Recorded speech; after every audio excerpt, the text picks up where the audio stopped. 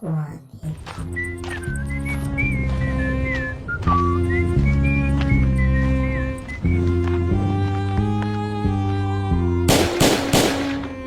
Isang baliw, ha? Tawag sa'kin ng nakararami. Karaniwan na nanggaling sa mga nagtama namin. Kailangan ba manalangin upang rurok maabot? Sa tingin ko ay hindi at siyang utak mo ang sagot. Nagkubli, napasa ilalim ako sa sining. Mas pinili ang maghain upang hindi makikain. At sa aking bawat pagising, panibago ng ngiti. Panibago sa kukote ang nais na sambitin. Madalas man nabitin, pilit nagpakasakali. Diretso lang sa pangarap, di na nagpapasakali. Mas pinili ko sa kalye kaysa sa eskwelahan. Kung ibang kaalaman ang nakukuha mong leksyon. Proteksyon sa paligid, lalo na sa iyong sarili. Naging wais sa pagpili, kaya di na ako pumili sa mga nagtatakbuang mga hayop sa syudad.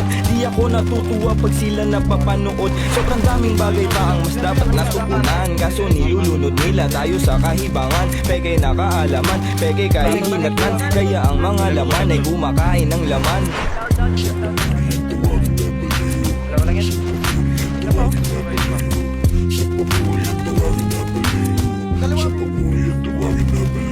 Lumilipad ng usok ng ayon sa direksyon. Binabalot ng payapang walang halong ilusyon.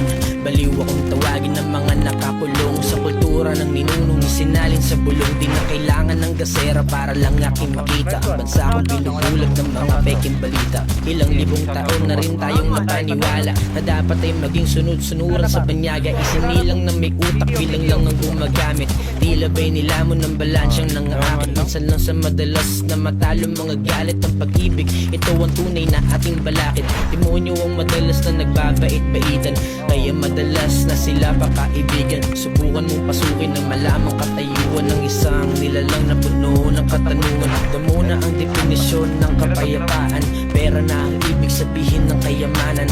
Dapat daw utak lagi bago pagmamahalan. Kung gayon pa may doon na ako sa kamatayan.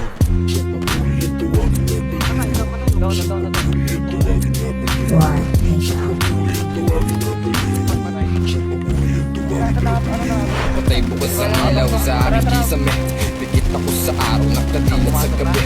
Lumilipad ang isip na parang tutube. Tanging kausap nila lang na lagi kong katabi. Umiilaw ng mga mata, nakikita ko sa dilim. Mga tingin, parang gustong akong sakmalin. At palihim nila akong ginagabala. Di ko lang napapansin kasi lakas ng aking tamawa.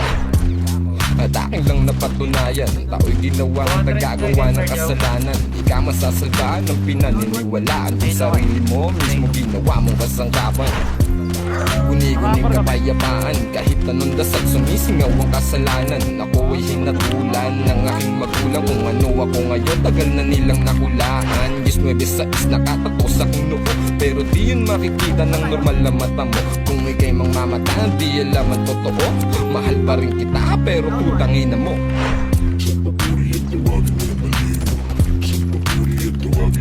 Down ako? Nasa baba lang.